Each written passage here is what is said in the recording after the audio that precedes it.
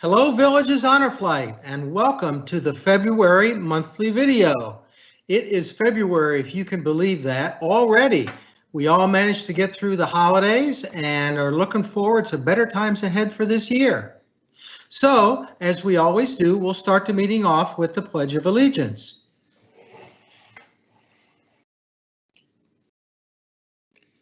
I pledge allegiance to the flag of the United States of America and to the republic for which it stands, one nation under God, indivisible, with liberty and justice for all. Now we'll have a moment of silence for those that have fallen.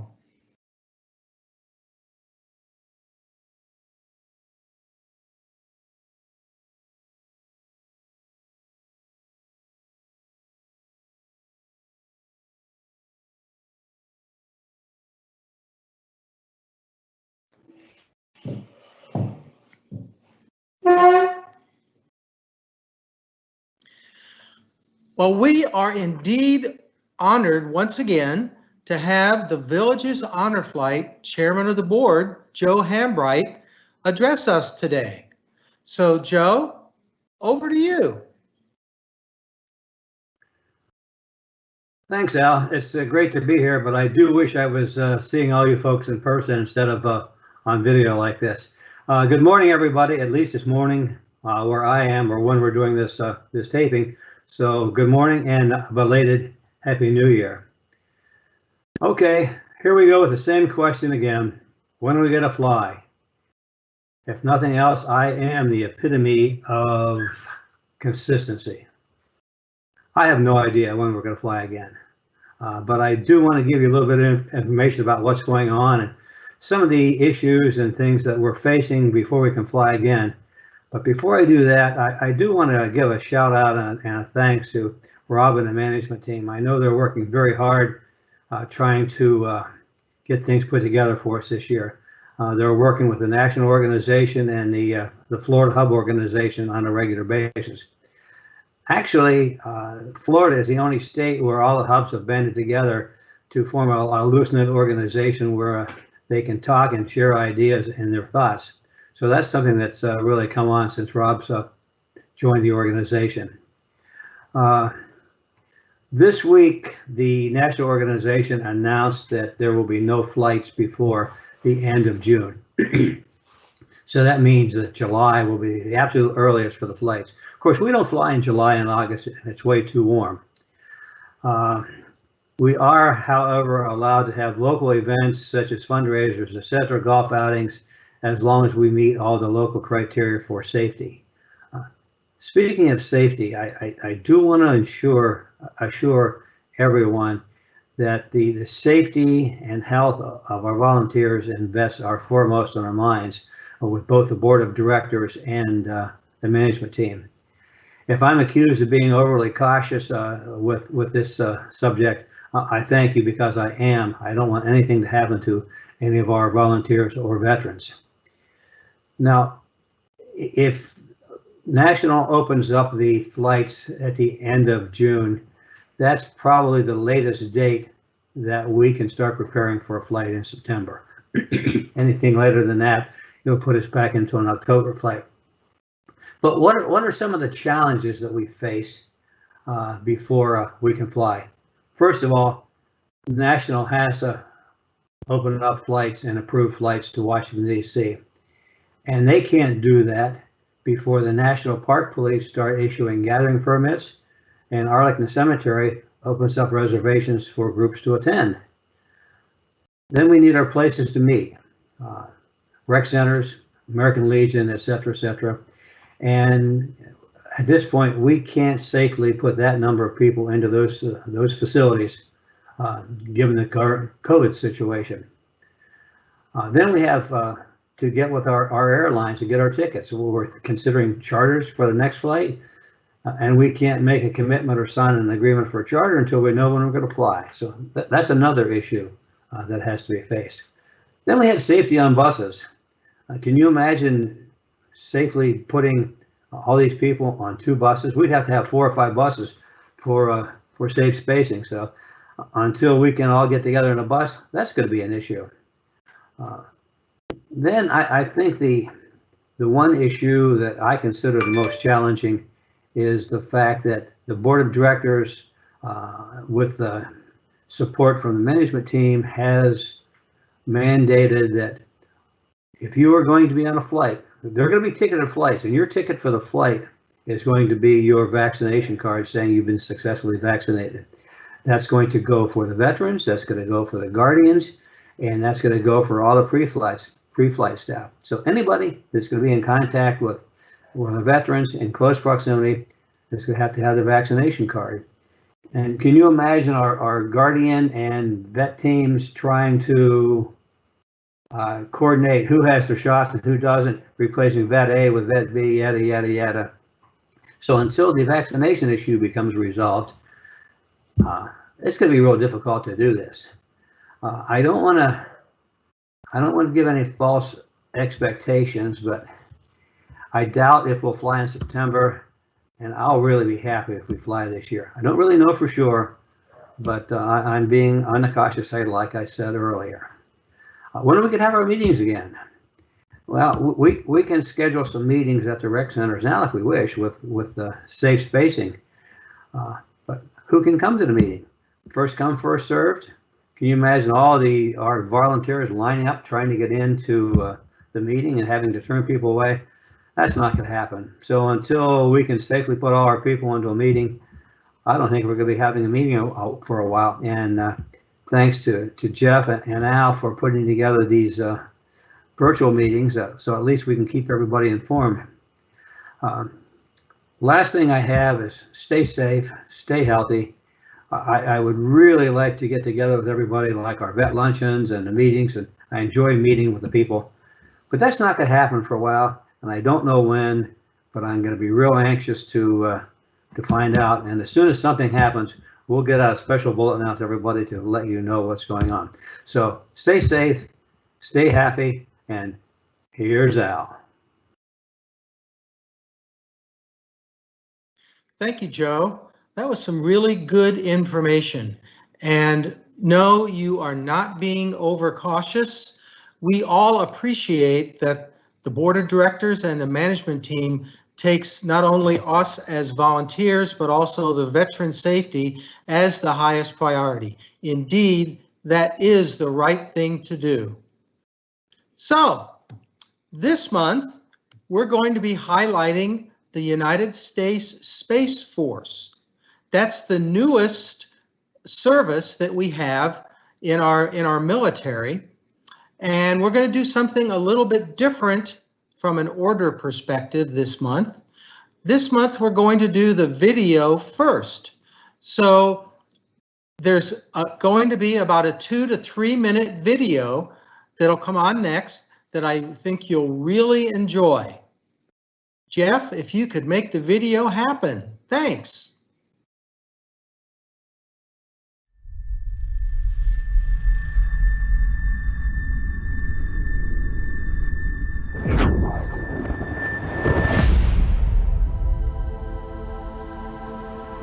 Today, space is essential not only to our way of life, it's absolutely critical to the modern way of war.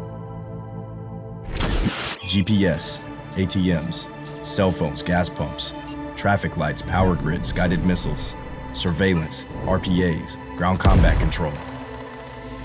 There's no such thing as a day without space operations. You just don't see them. Earth is only half the battle. Cyber attacks and jamming of our satellites. Microsatellites that can create a debris field. At 17,000 miles an hour, a piece of metal the size of a coin can be weaponized. Now is the time for a military branch with a clear and singular focus on space.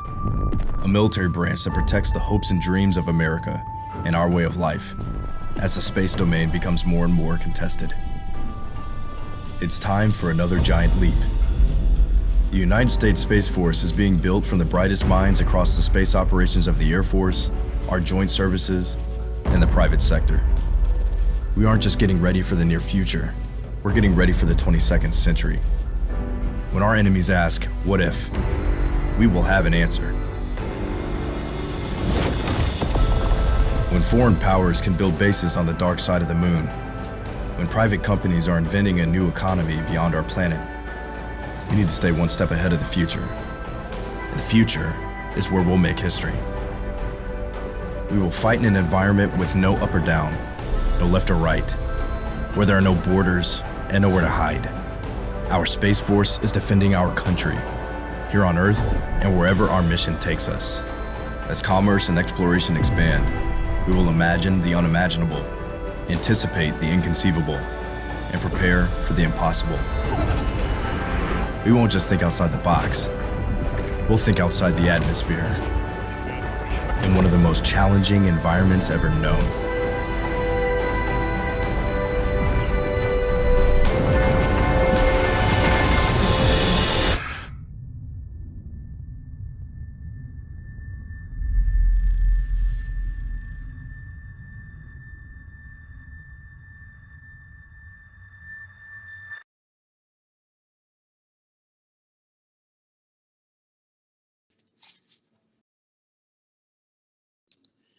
It's 2021, and we're doing all of that. No doubt, most of you remember the 1960s and our first liftoff from Cape Canaveral. That's just a short 60 years ago, and look where we are today. To further discuss the U.S. Space Force, we have a very special guest today, Brigadier General Stephen Purdy, an active duty member of the U.S. Space Force. Before I introduce General Purdy, I'd like to tell you a little bit about him. General Purdy is the commander, 45th Space Wing, and the director, Eastern Range, Patrick Air Force Base. He is responsible for more than 15,000 military, DoD civilian, and contracted personnel.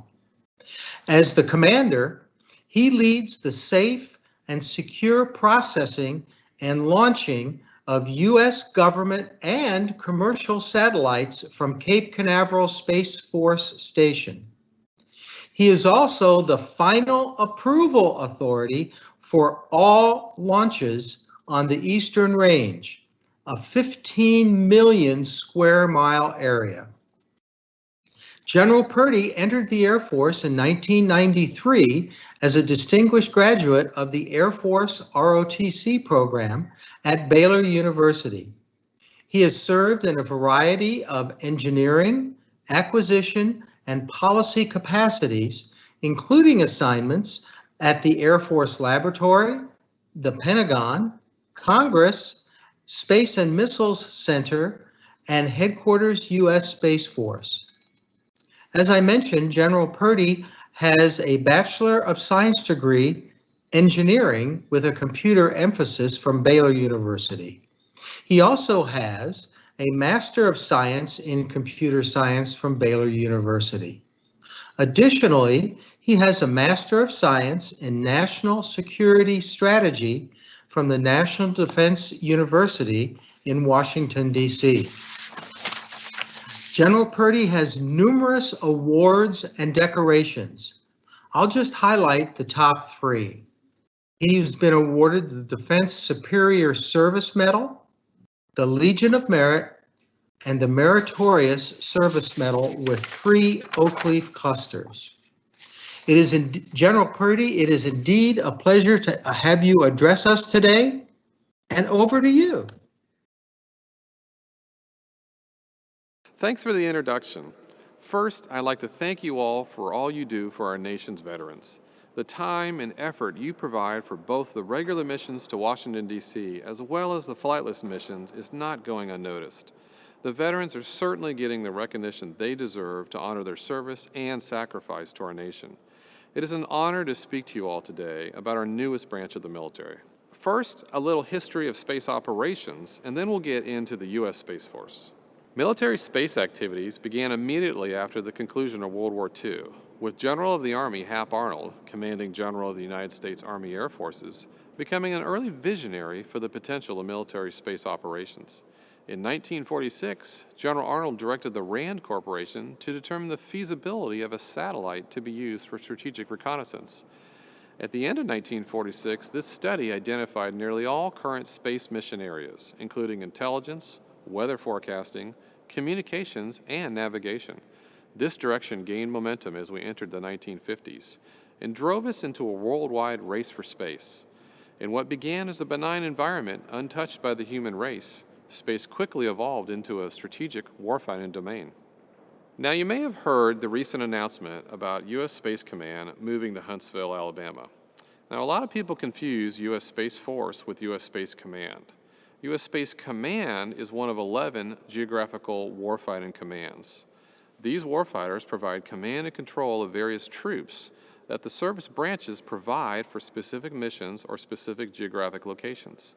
These commands include Africa Command, Central Command, Cyber Command, European Command, Indo-Pacific Command, Northern Command, Southern Command, Special Operations Command, Strategic Command, Transportation Command, and now we've added Space Command. Space Command will protect U.S. interests in space, and its domain begins about 60 miles above the Earth's surface and extends from there. Now let's talk about the United States Space Force. The Space Force is organized as a military service branch within the Department of the Air Force, similar to the relationship between the Marines and the Navy. The United States Space Force Act, part of the 2020 National Defense Authorization Act, codified that the Space Force would be organized, trained, and equipped to provide freedom of operation for the United States in, from, and to space, and provide prompt and sustained space operations to protect the interests of the United States in space. The mission of the Space Force is threefold: to continue to conduct the missions we have performed while in the Air Force, to deter aggressive action in space, and to prepare forces to protect United States interests in space. To better outline the operational style of this new branch, Space Force leaders published their first capstone doctrine in August 2020 titled Space Power. This doctrine outlines 7 space power disciplines: orbital warfare, space electromagnetic warfare, space battle management, space access and sustainment, military intelligence, cyber operations, and engineering and acquisitions. These initial disciplines are skills the Space Force needs when developing its personnel to become masters of space warfare. As the branch evolves, more disciplines will eventually be added, but for now, this gives us a solid foundation and a way forward. Today, the United States Space Force stands as the 6th military branch of the U.S. Armed Forces. Currently, there are more than 2,400 active duty military who have transferred into the new branch, with the rest still reporting to the Air Force. The first Air Force members began transferring in the fall of 2020, with more taking the oath in 2021. Army, Navy, and Marine active duty service members working in space-related fields will begin transferring this year and into the next. The guiding principle of the Space Force is to operate as a lean and agile organization by reducing organizational layers and discouraging bureaucracy from slowing down our processes. The old Air Force MAJCOMs will now be condensed into 3 field commands: Space Operations Command, Space Systems Command, and STARCOM. The old wing levels will now be Deltas, 9 in total. STARCOM for training, Delta 2, Space Domain Awareness, Delta 3, Space Electronic Warfare, Delta 4, Missile Warning, Delta 5, Command and Control, Delta 6, Cyberspace, Delta 7, ISR, Delta 8, SATCOM and NAVWAR, Delta 9, Orbital Warfare. The Air Force will provide about 75% of our base supporting functions, ensuring this new Space Force remains light and lean. Although much is left to be determined with the new branch, such as ranks and a permanent style of uniform, and we are sticking with our OCPs right now, we take pride in our milestones we've reached so far. This past December, we celebrated the Space Force's first birthday in a mass Zoom call with bases across the world. We've also unveiled the Space Force flag, logo, motto, Semper Supra, always above, and most recently, the name of our Space Force members. Instead of space professionals, they'll now be called Guardians, paying homage to the Air Force Space Command's 1983 motto, Guardians of the High Frontier. While there are many challenges and unknowns that come along with standing up our new military branch, we've come a long way. We still have far to go, but now is the right time for the Space Force, and I couldn't be more excited about it. I encourage you to continue to learn about it and get involved with space. Thank you for allowing me to speak with you all today, and thank you again for all you do in service to our nation and its veterans. And with that, back over to you. Thank you, General Purdy, and thank you for your service to our nation in your long and distinguished career. Well, it's about that time to end our video for the month, but before we go, I'd like to just remind everybody that we do have a golf tournament that we're sponsoring on May the 7th at Eagle Ridge Golf Course at Del Webb. You can get all the forms for signing up and all the information you need on our website.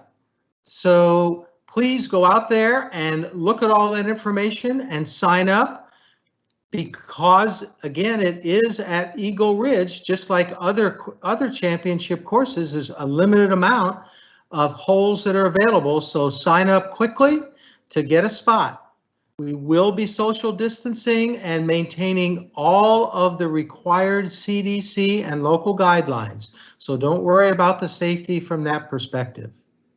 Okay, guys. Well, it's nice to talk to you this month. Please stay safe, and we'll see you in a month. Bye-bye.